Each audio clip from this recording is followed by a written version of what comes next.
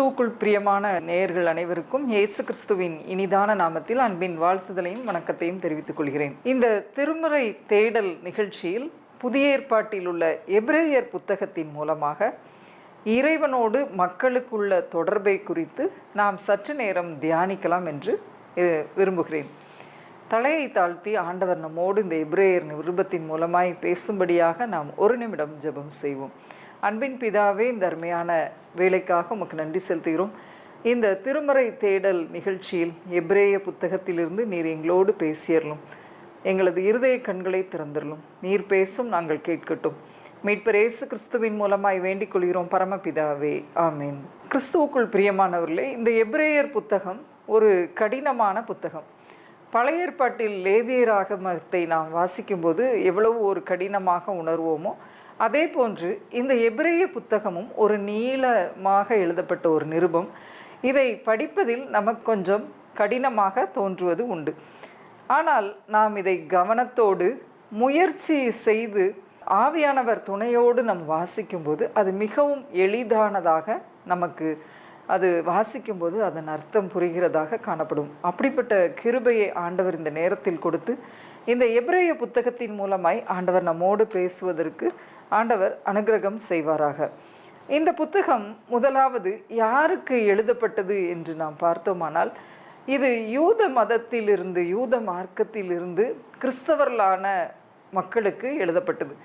இஸ்ரவேல் தேசத்திற்கு வெளியே வாழ்ந்த யூத கிறிஸ்தவர்களுக்கு இந்த நிருபம் எழுதப்பட்டது என்று சொல்லப்படுகிறது. முதல் தலைமுறை யூத கிறிஸ்தவர்களுக்கு இந்த புத்தகம் எழுதப்பட்டது என்று நாம் புரிந்து கொள்ளலாம். இதை யார் எழுதியது என்று நாம் பார்த்தோம் என்றால் அது தெளிவாக நமக்கு தெரியப்படவில்லை. பவுலாக இருக்கலாம், பர்னபாவாக இருக்கலாம், அல்லது அப்பல்லோவாக இருக்கலாம், ஸ்தேவானாக இருக்கலாம், அல்லது பிரிஸ்கிலாளால் கூட இருக்கலாம் என்று வேத நிபுணர்கள் சொல்லுகிறார்கள். ஆனால் இந்த புத்தகம் பவுல் அல்லது பர்னபா எழுதியிருக்கலாம் என்று அதில் உள்ள வார்த்தைகளை வைத்து நாம் உணர்ந்து கொள்ள முடிகிறது. பவுல் என்று அநேகர் கூறுகிறார்கள். சில சம்பவங்கள் இது பவுலாக இருக்கக்கூடும் என்று நமக்கு தெளிவாக உணர்த்துகிறது. 10ஆம் அதிகாரம் 34ஆம் வசனத்தில் நான் கட்டப்பட்டிருக்கையில் என்ற வார்த்தை இருக்கிறது. பவுல் அநேக முறை கட்டப்பட்டவனாய் இருக்கிறேன் என்று சொல்கிறார். இன்னும் 13ஆம் அதிகாரம் 23ஆம் வசனத்தில் சகோதரனாகிய தீமோத்தேயு விடுதலையாக்கப்பட்டான், அவனோடு கூட நான் வந்து உங்களை காண்பேன் என்று சொல்லப்பட்டிருக்கிறது. அப்பொழுது தீமோத்தேயு, சகோதரனாகிய தீமோத்தேயு என்று சொல்வதன் மூலமாக இது பவுலாக இருக்கலாம் என்று சொல்லப்படுகிறது. இன்னும் 13ஆம் அதிகாரம் 24ஆம் வசனத்தில் இத்தாலியா தேசத்தாரோடு சேர்ந்து வாழ்த்துகிறேன் என்று சொல்லுவதை நாம் பார்க்கிறோம். அப்போ இது ஒரு பவுலாக இருக்கலாம் என்று நமக்கு காணப்படுகிறது. இது எழுதப்பட்ட காலம் எதுவாக இருக்கும் என்றால், கிறிஸ்து பிறந்த பிறகு 65 கிபி 65 முதல் 70ஆம் ஆண்டுக்குள் இது எழுதப்பட்டிருக்கலாம் என்று சொல்லப்படுகிறது. இந்த புத்தகம் எதற்காக எழுதப்பட்டது? ஒவ்வொரு நிருபங்களும் ஒரு சபையாருக்கு, ஒரு நபருக்கு அப்படின்ட்டு எழுதப்பட்டிருக்கும். இந்த புத்தகம் யூத கிறிஸ்தவர்களுக்கு, அது எபிரேயர்களுக்கு எழுதப்பட்டிருக்குது என்று சொல்லப்படுகிறது. எபிரேய ஆக்கியோன் என்றெல்லாம் சொல்லப்படுகிறது. இது எதற்காக எழுதப்பட்டது என்று பார்த்தால், இது ஒரு உபத்திரவ காலத்தில் இந்த நிருபம் எழுதப்பட்டிருக்கலாம் என்று சொல்லப்படுகிறது. நீரோ மன்னன் என்பதை நாம் எல்லாரும் அறிந்திருக்கிறோம். அவனது காலம் ஒரு உபத்திரவத்தின் காலமாக அந்த ஆரம்ப காலம் காணப்பட்டது. கிபி 64ஆம் ஆண்டு இவன் ரோம் நகரத்தில் ஒரு பெரிய கொடிய தீ விபத்து ஏற்பட்டதாம். இவன் அரசாட்சி செய்த நேரத்தில் ரோம் நகரத்தில் ஒரு பெரிய தீ விபத்து, அதில் அநேக ரோம் நகரமே எரிந்து சாம்பலானது என்று நாம் பார்க்கிறோம். அந்த பட்டணமே அந்த கொடிய விபத்தினால் சாம்பலானது. நீரோ ஒரு சூழ்ச்சி நிமித்தமாய் இந்த தீ விபத்தை ஏற்படுத்தினார். ஒரு பெரிய மாளிகை தனக்கென்று கட்டப்பட வேண்டும் என்பதற்காக அந்த பட்டணத்தையே தீக்கொளுத்தி அழித்து விட்டான்.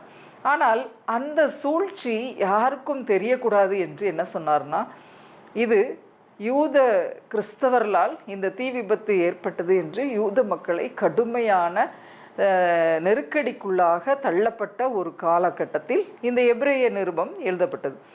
இப்படி நெருக்கடியான காலத்தில் தள்ளப்பட்டதினால் என்ன ஆனது? அவர்களுடைய வாழ்வாதாரம் பாதிக்கப்பட்டது. அரசுக்கு எதிராக அதிகாரத்துக்கு தப்புவிப்பதற்காக அது கிறிஸ்தவர் மீது அந்த அதிகாரம் செலுத்தினதனால் இவர்களது வாழ்வாதாரம் பாதிக்கப்பட்டது. இன்னும் பார்த்தீங்கன்னா, இதிலிருந்து தப்பிக்க வேண்டும் என்றால் கிறிஸ்துவை மறுதலிக்க வேண்டும் என்ற ஒரு பழைய மார்க்கத்திற்கு அவங்க திரும்பணும் அப்படின்ட்டு ஒரு சூழல் வந்தது. சிலர் வைராக்கியமாக இருந்தாங்க, சிலர் குடும்பத்தின் காரணமாக அவங்க மாறி காணப்பட்டாங்க. இப்படிப்பட்ட உபத்திரவ சூழலில்தான் இந்த எபிரேய புத்தகம் எழுதப்பட்டது. இது கிறிஸ்தவர்கள் வழி விலகி செல்லாதபடி அவங்கள நிலைநிறுத்தும்படியாக தான் இந்த எபிரேய ஆக்கியோன் இந்த நிருபத்தை எழுதியிருக்கிறார் என்று நாம் பார்க்கிறோம். எபிரேயர் 5ஆம் அதிகாரம் 12ஆம் வசனத்தை பார்த்தீங்கன்னா, காலத்தை பார்த்தால் போதகராய் இருக்க வேண்டிய உங்களுக்கு தேவனுடைய வாக்கியங்களின் மூல உபதேசங்களை மறுபடியும் உபதேசிக்க வேண்டியதாக இருக்கிறதே அப்படின்ட்டு போடப்பட்டிருக்கு. ஆனால் அவங்க கிறிஸ்துவை ஏற்றுக்கொண்டு நீண்ட காலம் வாழ்ந்தாலும் இன்னும் பால் உண்ணுகிற குழந்தைகளை போல இருக்கிறாங்களாம். காலத்தை பார்த்தா அவங்க போதகர்லாம் மாறி இருக்கணும்.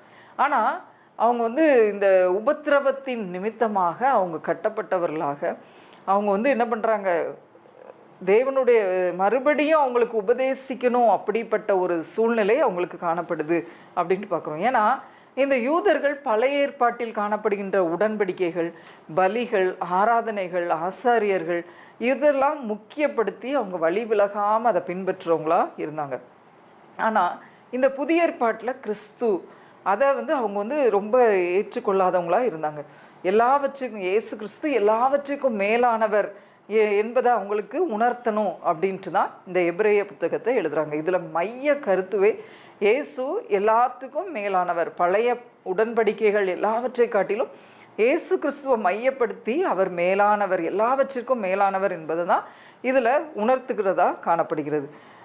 இந்த பலி பழைய ஏற்பாட்டில் உள்ள பலி, பிரதான ஆசாரியன் இதெல்லாம் அவங்க முக்கியப்படுத்தாமல் எல்லாவற்றிற்கும் பலியாக மரித்த இயேசு கிறிஸ்துவை மையப்படுத்தி எழுதப்படுகிறது தான் இந்த எபிரேயர் புத்தகம். இதில் ஃபுல்லாக அந்த மக்கள் வழி விலகி போகாதபடி அவங்க ஜாக்கிரதையாக இருக்கணும் என்பதை தான், பின்மாற்றம் அடைஞ்சிடக்கூடாது, அதற்காக ஒரு நீண்ட கடிதத்தை எழுதியிருக்கிறார். ஆனால் ஒரு தொடர்ச்சியாக இது 13 அதிகாரம் இருக்குது. ஆனால் இது எல்லாமே ஒரு தொடர்ச்சியான நிகழ்வாக இதில் நம்ம பார்க்க முடியும். ஏன்னா ஒவ்வொரு அதிகாரத்தின் துவக்கத்தில் பார்த்திங்கன்னா, இப்போ 2வது அதிகாரம் ஆகையால் அப்படின்ட்டு ஆரம்பிச்சிருப்பாங்க. அப்போது முதல் அதிகாரத்தின் தொடர்ச்சியாக கண்டினியூஷனாக இதை எபிரேய ஆக்கியோன் எழுதுகிறார். ஒரு பெரிய நீண்ட நிருபமாக இதை எழுதுகிறார். இப்படி இருக்க 3வது அதிகாரத்தில் இப்படி இருக்க அப்படின்ட்டு ஆரம்பிக்கிறார். 4வது அதிகாரத்தில் ஆனபடியால் அப்படின்னு 3வது அதிகாரத்தில் சொல்லப்பட்டதை கண்டினியூஷனாக ஆனபடியால் அப்படின்ட்டு போட்டிருக்கு. 5ஆம் அதிகாரத்தில் அன்றியும், 6வதுல ஆகையால், 9வதுல அன்றியும் அப்படின்ட்டு ஆரம்பிக்குது. 10வது அதிகாரத்தில் இப்படி இருக்க, 11ஆம் அதிகாரத்தில் ஆகையால், அப்படி ஒரு தொடர்ச்சியான ஒரு நிருபமாக இது காணப்படுகிறது. எபிரேயர் 3:6ஆம் வசனத்தில் பார்த்திங்கன்னா, முடிவு பரியந்தம் உறுதியாய் பற்றி கொண்டிருப்போம் ஆகில், அதை தான் மையப்படுத்தி சொல்கிறார். நம்ம எந்த உபத்திரவமான சூழ்நிலைகள், கிறிஸ்துவை விட்டு நம்மை விலக்குவதற்கு எத்தனை பிரச்சனைகள் வந்தாலும் நம்ம முடிவு பரியந்தம் உறுதியாய் பற்றி கொண்டிருப்போம் ஆகில் அப்படின்ட்டு சொல்லப்பட்டிருக்கு. அப்போ எல்லா நிலைமையிலையும் உறுதியாக கத்தரை நம்ம உறுதியாக இயேசுவை பற்றி கொள்ளணும் அப்படிங்கிறதற்கு தான் இதை எழுதுகிறாரு அப்படின்ட்டு நம்ம பார்க்குறோம். இயேசு கிறிஸ்து பழைய உடன்படிக்கையில் உள்ள எல்லாவற்றிற்கும் பூரண நிறைவேறுதலாக இருக்கிறார். அதை தான் இந்த எபிரேய புத்தகத்தின் மைய கருத்து. இயேசு பழைய உடன்படிக்கையில் உள்ள எல்லாவற்றிற்கும் பூரண நிறைவேறுதலாக இருக்கிறார். பழைய உடன்படிக்கையில் உள்ள எல்லா பலி, ஆராதனை எல்லாவற்றிற்கும் ஒரு பூரணராக ஆண்டவர் இருக்கிறார் அப்படிங்கிறது தான் மையப்படுத்துவதற்கு இந்த எபிரேய ஆக்கியோன் இந்த புத்தகத்தை எழுதுகிறார். ஏன்னா யூதர்கள் பழைய ஏற்பாட்டில் அவங்க தீவிரமாக இருப்பாங்க. அது எல்லாவற்றையும் விட ஒரு பலியாக பூரணராக இயேசு கிறிஸ்து வந்திருக்கிறார். அதனால் நீங்கள் முழு நிச்சயமாக அவரை விசுவாசித்து அவர் வழியில் நடக்கணும், அவர் கொடுக்குற நித்திய காணான நம்ம சென்றடையணும். அதை தான் இந்த எபிரேய ஆக்கியோன் ஒவ்வொரு அதிகாரத்துலையும் சொல்கிறார். நம்ம இந்த ஒவ்வொரு அதிகாரத்துலேயும் அவர் என்ன சொல்கிறார் அப்படிங்கிறத சுருக்கமாக நம்ம தியானித்து நிறைவு செய்யலாம் அப்படின்ட்டு விரும்புகிறேன்.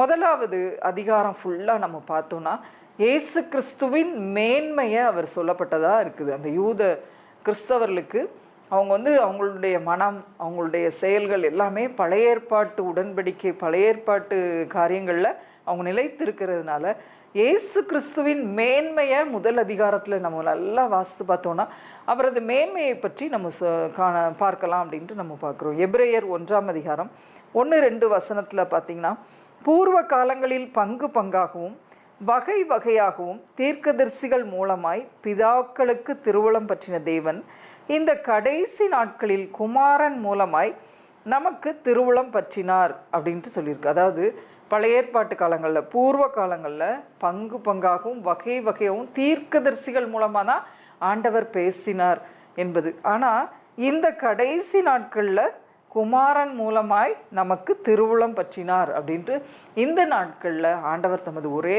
பேரான குமாரனை அனுப்பி, தீர்க்கதரிசிகள் மூலமாக நம்மகிட்ட பேசலை, அவரது சொந்த குமாரனை அனுப்பி நமக்கு திருவுளம் பற்றினார் அப்படின்ட்டு சொல்லப்பட்டிருக்கு. இந்த இதில் பார்த்திங்கன்னா ஆண்டவருடைய மேன்மைகளை ஒரு 20 காரியங்களை நம்ம வந்து இதை பிரித்து பார்க்கலாம்.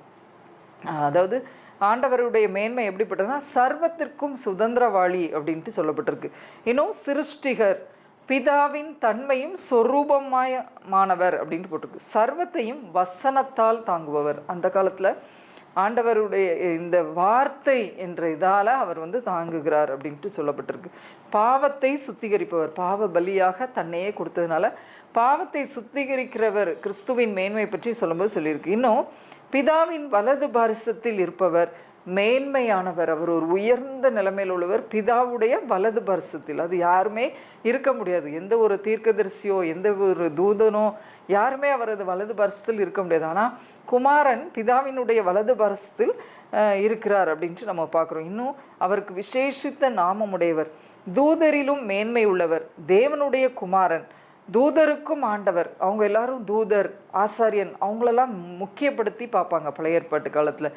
தூதனுடைய கட்டளை முகமுகமாக கண்டுட்டேன் அப்படிலாம் சொல்லுவாங்க. ஆனால் அந்த தூதரிலும் மேன்மை உள்ளவர் அப்படின்ட்டு போட்டிருக்கு. தேவனுடைய குமாரன், பிதாவுடைய ஒரு குமாரன் அப்படின்ட்டு கிறிஸ்துவின் மேன்மையை சொல்கிறாங்க. அதுக்கப்புறம் என்றென்றைக்கும் ஆள்பவர், அவர் நித்தியமாக ஆளுகை செய்கிற தேவன், தேவனுக்கு இணையானவர். ஏன்னா அந்த மக்கள் எல்லாம் குழப்பத்தில் இருக்காங்க. அப்போ இது வந்து தேவனுக்கு இணையானவர் தான் இந்த இயேசு.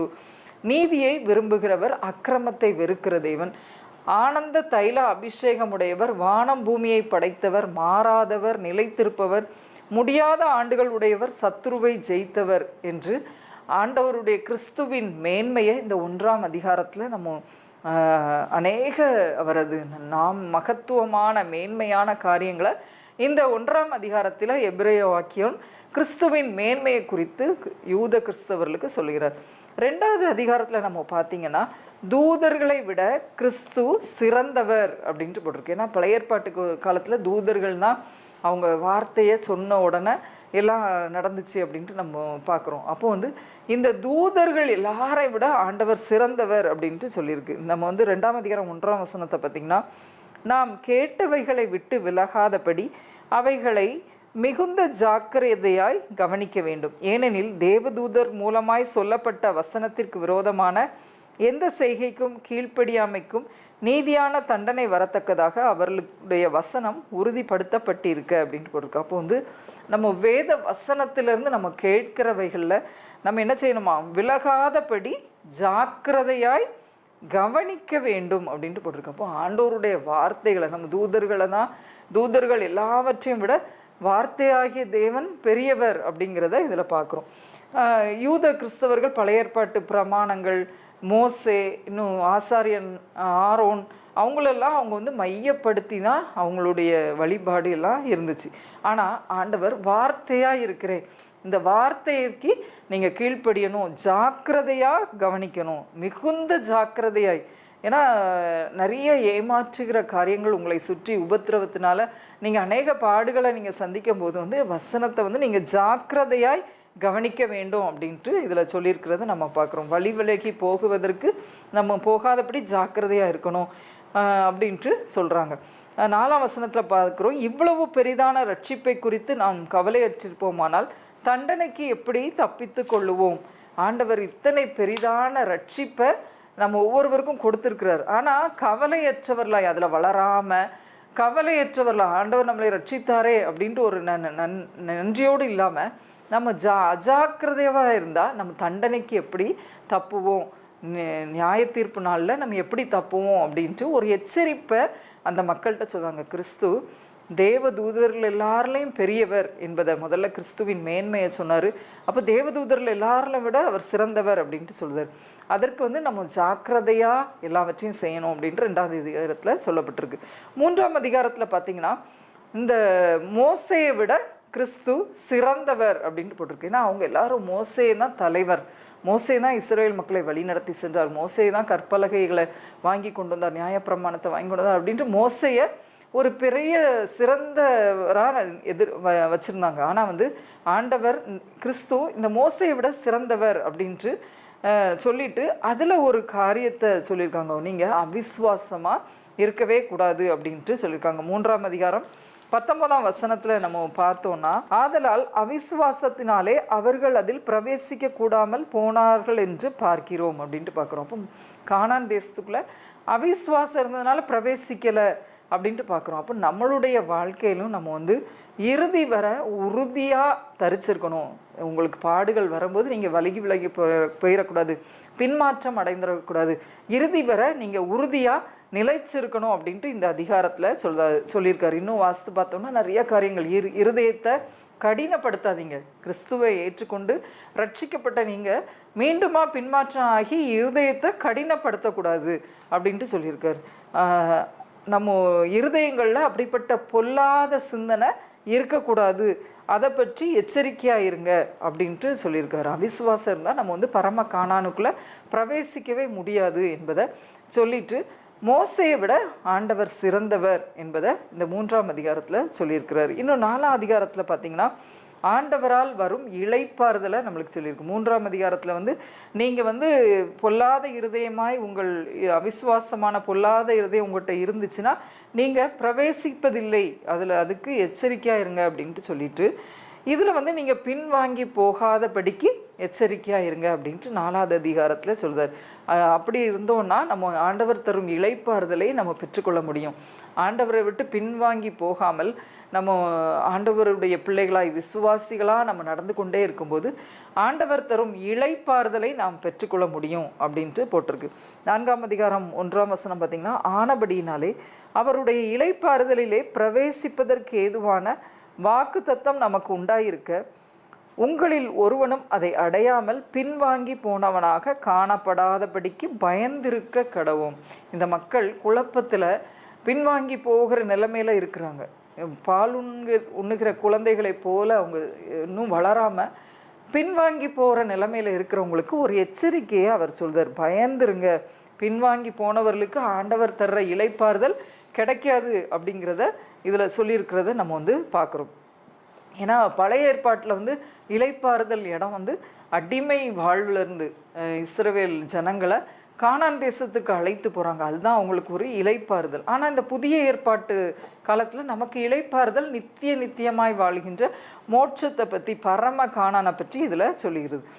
பொதுவாக இளைப்பாறுதல் என்பது என்னன்னா, நம்ம ஒரு அமர்ந்திருக்கிற ஒரு சூழலை தருகிறது. நம்ம இந்த இளைப்பாறுதல் எங்கெல்லாம் கிடைக்குது அப்படின்னா, ஓய்வு நாள் தோறும் நம்ம ஆராதனை செய்யும்போது நம்ம பெரிய கலக்கத்தோடு போவோம். ஆனால் அமர்ந்திருந்து நானே தேவன் என்று அறிந்து கொள்ளுங்கள்ட்டு சொல்லும்போது ஒரு இளைப்பாறுதல். வருத்தப்பட்டு பாரத்தோட கண்ணீரோடு வருத்தப்பட்டு பாரம் சுமக்கிறவர்களே, நீங்கள் எல்லாரும் என்னிடத்தில் வாருங்கள், நான் உங்களுக்கு இளைப்பாறுதல் தருவேன் அப்படின்னு சொல்கிறார். அப்போ வருத்தத்தோடு பாரத்தோடு இருக்கும்போது கர்த்தரிடத்தில் போகும்போது நமக்கு இளைப்பாறுதல். அடிமைத்தனத்திலிருந்து விலகும்போது விடுதலை கிடைக்கும்போது நமக்கு ஒரு இளைப்பாறுதல். எப்படி எகிப்தில் அடிமையாக இருந்த இஸ்ரவேல் ஜனங்களுக்கு கானான் ஒரு இளைப்பாறுதலை தந்ததோ, அதே போல் பாவ அடிமைத்தனத்தில் இருக்கிற நம்ம ஒவ்வொருவருக்கும் ஆண்டவருடைய பாதத்துக்கு நம்ம போகும்போது ஆண்டவர் நமக்கு இளைப்பாறுதலை தருகிறார். இந்த இளைப்பாறுதல் எப்பொழுதெல்லாம் நமக்கு கிடைக்கும்? தேவனோடு நம்ம இன்னும் நெருங்கி கிட்டி சேரும்போது, அவரோடு உறவு கொள்ளும்போது நமக்கு இளைப்பாறுதல் கிடைக்கிறது. இன்னுமா தேவனுடைய பிரசன்னத்தை உணரும்போது நமக்கு ஒரு அமைதி, இளைப்பாறுதல், ஒரு ரெஸ்ட் நமக்கு கிடைக்கிறது. ஆண்டவருடைய பிரசன்னத்திலே நம்ம செல்லும்போது எப்படி அன்று ஆசரிப்பு கூடாரம் அந்த மேகம் நகல அது நடத்தி சென்றாங்களோ, தேவ பிரசன்னத்தை உணர்ந்து அவங்க வழிநடத்தி இந்த வனாந்திரத்தில் வழி நடத்தி போனாங்களோ, அதே போல் ஆண்டவருடைய பிரசன்னம் ஒவ்வொரு நாளும் நமக்குள்ளே இருக்கும்போது ஆண்டவர் நம்மை வழிநடத்தி செல்கிறவராய் இருக்கிறார் அப்படின்ட்டு நம்ம பார்க்குறோம். 5வது அதிகாரத்தில் பார்த்திங்கன்னா கிறிஸ்துவின் ஆசாரியத்துவத்தை பற்றி இதில் போட்டிருக்கு. 5ஆம் அதிகாரம் 3ஆம் வசனம் பாருங்கள். அதிநிமித்தம் அவன் ஜனங்களுடைய பாவங்களுக்காக பலியிட வேண்டியது போல தன்னுடைய பாவங்களுக்காகவும் பலியிட வேண்டியதாக இருக்கிறது. இவங்க பழைய ஏற்பாட்டு காலத்தில் ஆசாரியர்கள் ஒரு மனிதனுடைய குற்றங்களை பாவம் பலியாக செலுத்துவாங்க. ஆசாரியர்கள் தான் அந்த பலியை செலுத்துவாங்க. அவங்க கொண்டு வருகிற பலி காணிக்கையை பலியிடுவது ஆசாரியர்களுடைய பொறுப்பு. ஆனால் அந்த ஆசாரியர்கள் கிறிஸ்துவ அதை விட பிரதான ஆசாரியத்துவம் உடையவராக இருக்கிறார். ஏன்னா ஒவ்வொரு ஆசாரியனும் தன்னுடைய பாவங்களுக்காகவும் பலியிட வேண்டியதாக இருக்கிறது. ஒவ்வொரு ஆசிரியன் பிறனுடைய பாவத்தை பலி செலுத்துகிற, அவங்க பாவ அறிக்கை செய்கிற இடமா அவர் இருந்தாலும் அவரும் ஒரு மனிதன், அவனும் தனது குற்றங்களுக்காக பலி செலுத்த வேண்டும். ஆனால் நமது கிறிஸ்து நமக்காக எல்லாருக்காகவும் பலியாயிற்றார். அவரே பிரதான ஆசாரியனாக இருக்கிறார் அப்படிங்கிறத நம்ம பார்க்குறோம். இயேசு எப்படிப்பட்ட ஆசாரியத்துவம் உடையவராக இருக்கிறார் அப்படிங்கிறத இந்த 5ஆம் அதிகாரம் நமக்கு சொல்லப்படுகிறது. இந்த குறைவுள்ள பூமிக்குரிய ஆசாரியத்துவமாக பழைய ஏற்பாட்டு ஆசாரியத்துவம் இருந்துச்சு. ஆனால் மேன்மையான பரலோக ஆசாரியத்துவமாக இந்த புதிய ஏற்பாட்டில் கிறிஸ்து காணப்படுகிறார் என்பதை எபிரேய ஆக்கியன் சொல்லுகிறத நம்ம பார்க்குறோம். இன்னும் பார்த்திங்கன்னா 6ஆம் அதிகாரத்தில் கிறிஸ்துவும் மறுதலித்து போனவர்களை பற்றி 6:6 நம்ம பார்க்குறோம். மறுதலித்து போனவர்கள் தேவனுடைய குமாரனை தாங்களே மறுபடியும் சிலுவையில் அறைந்து அவமானப்படுத்துகிறபடியால் மனம் திரும்புதலுக்கு ஏதுவாய் அவர்களை மறுபடியும் புதுப்பிக்கிறது கூடாத காரியம் அப்படின்னு போட்டிருக்கு. மறுதலித்து போனவங்க கிறிஸ்துவை மீண்டுமா சிலுவையில் அறையிறவங்களாக காணப்படுறாங்க. அதனால் பின்மாற்றம் ஆகாதபடி எல்லாரும் பூரணராக மாறணும். யூத கிறிஸ்தவர்கள் எல்லாரும் அங்கே ஒரு கால் இங்கே ஒரு கால் வைக்காமல் பூரண கிறிஸ்துவராக பின்மாற்றம் அடையாதபடி வாக்குத்தத்தம் ஆண்டவர் நமக்கு வாக்கு கொடுத்ததை நம்ம பெற்றுக்கொள்வோம் என்ற நிச்சயத்தோடு அவங்க வாழணும் அப்படின்ட்டு 6ஆம் அதிகாரத்தில் சொல்லப்பட்டிருக்கு. 7ஆம் அதிகாரத்தில் பார்த்தா கிறிஸ்து தான் சிறந்த பிரதான ஆசாரியன் அப்படின்ட்டு சொல்லுகிறத நம்ம பார்க்குறோம். 7:1 இந்த மெல்கிசதேக் சாலேமின் ராஜாவும் உன்னதமான தேவனுடைய ஆசாரியனுமாய் இருந்தான். ராஜாக்களை முறியடித்து வந்த ஆபிரகாமுக்கு இவன் எதிர்கொண்டு போய் அவனை ஆசீர்வதித்தான் அப்படின்ட்டு நம்ம பார்க்குறோம். அதாவது மெல்கிசதேக் என்ற ஆசாரியன் எல்லாருடைய பாவங்களையும் பாவ நிவர்த்தி செய்தான். ஆனால் புதிய ஏற்பாட்டில் ஆண்டவர் தன்னையே பலியாக கொடுத்தார். அவர் ஒரு பிரதான ஆசாரியன் என்று அழைக்கப்பட்டார் அப்படிங்கிறத இந்த 7ஆம் அதிகாரத்தில் கிறிஸ்து சிறந்த ஆசாரியத்துவம் முதல்ல நம்ம பார்த்தோம். இதில் ஆசாரியனாக இருக்கிறாரு அப்படின்ட்டு நம்ம பார்க்குறோம். 8ஆம் அதிகாரத்தில் கிறிஸ்துவுடைய நித்திய மீட்பை குறித்து நம்ம 8ஆம் அதிகாரத்தில் பார்க்குறோம். இன்னும் 9ஆம் அதிகாரத்தில் கிறிஸ்துவும் ஆசாரிப்பு கூடாரம். அந்த ஆசாரிப்பு கூடாரத்தில் எப்படி இருக்கும்? ஆசாரிப்பு கூடாரம் மகா பரிசுத்த ஸ்தலத்தில் இருக்கும். அதுக்கு முன்னாடி பரிசுத்த ஸ்தலம், பிரகாரம், வெளிப்பிரகாரம் அப்படின்ட்டு ஒரு ஆசரிப்பு கூடாரத்தில் காணப்படும் அப்படின்ட்டு நம்ம பார்க்குறோம். ஆனால் 9ஆம் அதிகாரம் 11ஆம் வசனத்தில் நம்ம பார்த்திங்கன்னா கிறிஸ்துவானவர் வரப்போகிற நன்மைகளுக்குரிய பிரதான ஆசாரியராய் வெளிப்பட்டு கையினால் செய்யப்பட்டதாகிய இந்த சிருஷ்டி சம்பந்தமான கூடாரத்தின் வழியாக அல்ல, பெரிதும் உத்தமமான கூடாரத்தின் வழியாகும்.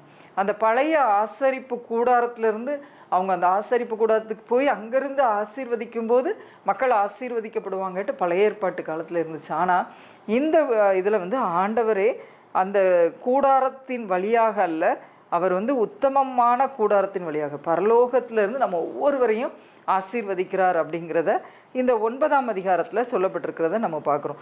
இன்னும் 10ஆம் அதிகாரம் 12ஆம் வசனத்தில் நம்ம பார்த்தோன்னா இவரே பாவங்களுக்காக ஒரே பலியை செலுத்தி என்றென்றைக்கும் தேவனுடைய வலது பரிசத்தில் உட்கார்ந்து ஆண்டவர் நம்மை ஒவ்வொருவரையும் மீட்பதற்காக பிதாவுடைய வலது பரிசத்தில் உட்கார்ந்து நம்ம ஒவ்வொருவரையும் மீட்டெடுக்கிறார் என்பதை 10ஆம் அதிகாரம் சொல்லுது. 11ஆம் அதிகாரம் நம்ம எல்லாருக்கும் நல்லா தெரிஞ்ச விசுவாச வீரர்களின் ஒரு அதிகாரமாக இருக்குது. ஏன்னா இந்த யூத கிறிஸ்தவர்கள் வழி விலகி போவதற்கு அவங்களுக்கு ஒரு சாட்சியாக சொல்கிறாங்க. இத்தனை விசுவாச வீரர்கள் இத்தனை செய்கையின் நிமித்தமாக அவங்க விசுவாசத்தோடு கிறிஸ்துவ வாழ்க்கையில் ஒரு வெற்றி நடை போட்டாங்க, விசுவாசம் இல்லாமல் எப்படி இழந்து போனாங்க நன்மைகளை அப்படிங்கிறத இந்த 11ஆம் வசனத்தில் விசுவாசத்திற்கு ஒரு அடையாளமாக ஆண்டவர் அந்த மக்களுக்கு அந்த எபிரேய வாக்கியம் சொல்லுகிறார். விசுவாசம் உள்ளவர்களாக நீங்கள் எப்படிலாம் நடக்கணுங்கிறதுக்கு சொல்லிட்டு 12ஆம் அதிகாரத்தில் மேகம் போன்று இத்தனை திரளான சாட்சி உங்களுக்கு முன்பாக இத்தனை சாட்சிகளை நான் சொல்கிறேன். அந்த கடிதத்தில் அழகாக அவர் எழுதுகிறார், இத்தனை சாட்சிகளை உங்களுக்கு முன்பாக நான் வச்சுருக்கேன், அதனால் நீ விசுவாசித்து மாதிரியாக இருங்க, நமக்கு நியமித்த ஓட்டத்தில் பொறுமையாக நீங்கள் வழி விலகாதபடி, பின்மாற்றம் அடையாதபடி, சோர்ந்து போகாதபடி, நொறுங்குண்டு போகாதபடி நீங்கள் என்ன பண்ணணும், விசுவாச ஒரு முன்மாதிரியான வாழ்க்கையை நீங்கள் வாழணும் அப்படின்ட்டு சொல்கிறத நம்ம பார்க்குறோம். கடைசியாக 13ஆம் அதிகாரத்தில் நம்ம பார்த்தோன்னா பவுல் அப்போஸ்தலர் மற்ற சபைகளுக்கெல்லாம் எழுதும்போது இறைவன் பற்றிய கருத்துக்களையும் சொல்லிட்டு, இறை அரசியல், இறை காரியங்களையும் சொல்லிவிட்டு, இந்த உலகத்தில் வாழ்வதற்கு ப்ராக்டிக்கலாக சில காரியங்களை அவர் சொல்வார். நடைமுறை வாழ்க்கைக்கு ஒத்து வருகின்ற சில காரியங்களை அவர் கூறுவது உண்டு. இந்த 13ஆம் அதிகாரத்திலையும் வாழ்க்கையில் நம்ம பல்வேறு அறிவுரைகளை அவர் அதில் கூறுகிறத பார்க்குறோம். சகோதர சிநேகம் நிலைத்திருக்கணும் அப்படின்ட்டு நடைமுறை வாழ்க்கைக்குள்ளதை சொல்கிறார். அதே மாதிரி அந்நியரை உபசரிக்கணும், விருந்தோம்பல் பண்பை பற்றி சொல்கிறார். இன்னும் கட்டப்பட்டவர்களோடு சேர்ந்து அந்த பரிதபிக்க நிலைமையில் இருக்கிறவங்கள எப்படி மீட்கணும் அப்படின்னு சொல்கிறார். இன்னும் திருமணத்தை பற்றி சொல்கிறார், பண ஆசையை பற்றி சொல்கிறார், ஒரு தலைவருக்கு கீழ்ப்படிதலை பற்றி சொல்கிறார். அதே போல் கிறிஸ்துவ நல்வழியில் நடத்துறது, நன்றி செலுத்துறது போன்ற அநேக நடைமுறை வாழ்க்கைக்குரிய காரியங்களெல்லாம் இந்த 13ஆம் அதிகாரத்தில் சொல்கிறார். நிறைவாக நாம் பார்ப்போம் என்றால், இந்த யூத கிறிஸ்தவர்கள் வழி விலகி போகாதபடி, பின்மாற்றம் அடையாதபடி, சோர்ந்து போகாதபடி இருக்க வேண்டும் என்று அவர் தனது நிருபத்தில் எழுதுகிறதை பார்க்குறோம். எபிரேயர் 13:14 அவர் தாமே சோதிக்கப்பட்டு பாடுபட்டதினாலே அவர் சோதிக்கப்படுகிறவர்களுக்கு உதவி செய்ய வல்லவராய் இருக்கிறார் என்று அந்த வார்த்தையை சொல்லப்பட்டிருக்கு. ஆண்டவர் இந்த உலகத்தில் வாழ்ந்தபோது சோதிக்கப்பட்டு பாடுபட்டதுனால ஒவ்வொரு கிறிஸ்தவர்கள், யூத கிறிஸ்தவர்களுக்கு மாத்திரமல்ல, யூதர்களுக்கு மாத்திரமல்ல, நம் ஒவ்வொருவருக்கும் ஆண்டவர் சொல்லுகிறது, அவர் தாமே சோதிக்கப்பட்டு பாடுபட்டதுனால நம்ம ஒவ்வொருவருடைய பாடுகள், சோதனைகள் எல்லாம் அவர் நன்கு அறிந்திருக்கிறார். ஆகவே நமக்கு உதவி செய்ய வல்லவராக இருக்கிறார். அதனால் எந்த சூழ்நிலைகள் நம்மை சுற்றி நெருங்கி நின்றாலும் நாம் கவலைப்படாமல், மறுதளிக்காமல், ஆண்டவரை விட்டு பின்மாற்றம் அடையாதபடி நம்ம கர்த்தரை நோக்கி முன் செல்கிறவர்களா, வெற்றி பயணம் செல்கிறவரா, பரம காணானுக்கு பங்குள்ளவர்களா. நமது வாழ்க்கை நோக்கம் இந்த உலக வாழ்க்கை குறைந்த இதுதான். நம்ம அந்த 13ஆம் அதிகாரம் 14ஆம் வசனத்தில் நம்ம பார்க்குறோம், நிலையான நகரம் நமக்கு இங்கே இல்லை, வரப்போகிறதையே நாடி தேடுகிறோம். இந்த உலகம் நமக்கு நிரந்தரம் அல்ல, நிலையானது அல்ல. நித்தியமாய் நாம் வாழ்கின்ற நிலையான நகரத்திற்கு நாம் செல்வதற்கு ஆண்டவர் நம்மை வழி நடத்துவாராக. அப்படிப்பட்ட கிருபைகளை நாம் ஒவ்வொருவருக்கும், இதை காண்கிற ஒவ்வொருவருக்கும் கொடுத்து ஆண்டவர் ஆசீர்வதிப்பாராக. ஜெபம் செய்வோம். கேட்ட சத்தியத்தை நாம் நினைவில் கொண்டு ஜெபிப்போம். ஆண்டவரே, யூத கிறிஸ்தவர்களுக்கு நீர் சொன்ன இந்த எபிரேய புத்தகம் ஆண்டவரே, கிறிஸ்தவர்களாகிய எங்கள் ஒவ்வொருவருக்கும் அது பிரயோஜனமாக இருந்ததற்காக நன்றி செலுத்துகிறோம் அப்பா. நாங்கள் மறுதளிக்காதபடி ஆண்டவரே, உபத்திரவத்தை கண்டு சோர்ந்து போகாதபடி, பின்மாற்றம் அடையாதபடி, இன்னும் ஆவிக்குரிய வாழ்க்கையில் வளராமல் பால் உண்ணுகிற குழந்தைகளைப் போல இராதபடி ஆண்டவரே, பூரண புருஷராக மாறும்படி எங்களுக்கு அனுகிரகம் செய்யுங்கப்பா. இந்த உலகம் நிலையானதல்ல, நித்தியமாய் நாங்கள் வாழ்கின்ற ஒரு ஸ்தலம் உண்டு, எங்களுக்கு கற்றுக் கொடுத்தீரேசப்பா. நிலையான நகரம் உண்டு, நித்திய சந்தோஷம் நமக்கு உண்டு, நிலையான நகரம் உண்டு, நித்திய சந்தோஷம் நமக்கு உண்டு. நீயும் சிந்திப்பாயா, சிந்திப்பாயா, இயேசுவை சந்திப்பாயா, நீயும் சிந்திப்பாயா, சிந்திப்பாயா, இயேசுவை சந்திப்பாயா. நிலையிலா உலகம் இது. அதை உணர்ந்தவர்களாய் நித்திய நகரத்திற்கு நாம் செல்ல வேண்டும் என்று இந்த நாளில் சிந்திப்போம், செயல்படுவோம். அப்படிப்பட்ட கிருபையை ஆண்டவர் நமக்கு தந்தருள்வாராக. ஆமேன்.